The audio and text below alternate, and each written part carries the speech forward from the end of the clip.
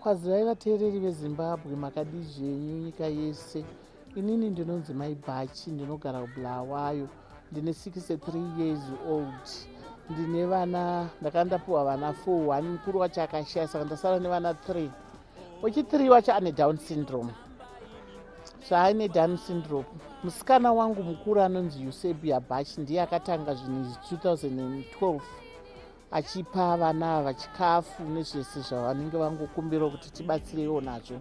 Saka tatembe tamiswa pane nyaya yeCovid, saka tatanga futi kuvapa zvekutoti tinogara tichingouya nguva nenguva tichionana nevana ivava. Chido changu chiri pakuti nekuti ini ndakapuwa chipo ichocho naMwari. Chipo chinobva kuna Mwari, mwana anobva kuna Mwari. Saka ndakachipuwa chipo chakafanana nevana vari panapa. Saka ndinongonzwa mwoyo wangu uchifarira vana ivava kuti ini ndinacho chipo chakadai. Ndinacho chipo chakadai, saka izvozvi ndozvikudzisa zvakanyanyisa. So nhasi mungada kuzivisa mhuri yeZimbabwe kuti muri kuita chiitiko ichi muri pari?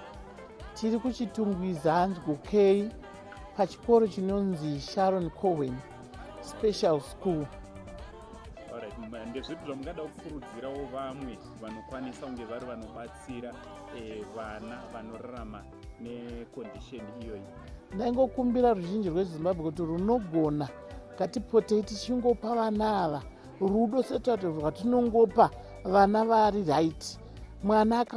Vana vese vakangofanana, hapana mwana akasiyana. Zvinabasa kuti chirema, zvabasa akaita sei, vana vese vakangofanana.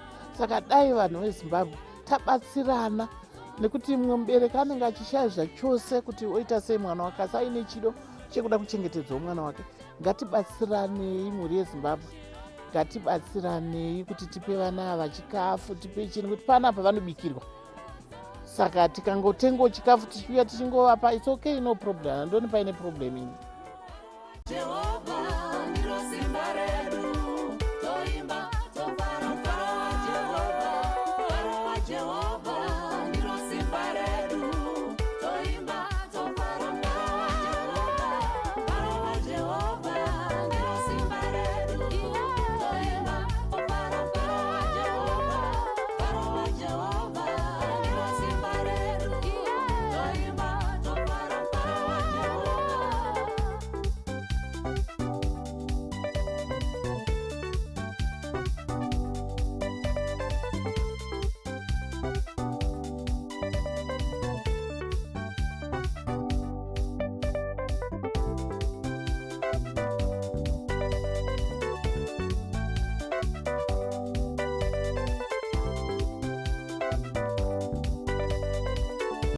Ndinonzi Miss Kunyeda, head vepano pa Sharon Cohen Special School Zinke Trust. Toda kutenda zvikuru nechiitiko chiripo nhasi. Tinotenda nekuda kwepati yaitirwa vana vedu naEusebia Bhachi, kuburikidza naamai vake nemhuri yaatumira pano kuti tive tinofara pamwe chete. Vana vedu vave nenguva yakanaka, vafara zvakanyanyisa. Vana vedu ava nekuda kweintellectual disability yavainayo, vana vanoda kurangarirwa zvikuru, vanoda mafaro sezvatinongoita tese. Saka haiwa tinonzwa kufara nezviri kuitika pano. Vanodawo kutibatsira seSharon Cohen Special School, munokwanisa kutibata panhamba dzinoti 0773 626 322, kana tine email address yedu inotiyo sharoncohenspecialschool@gmail.com.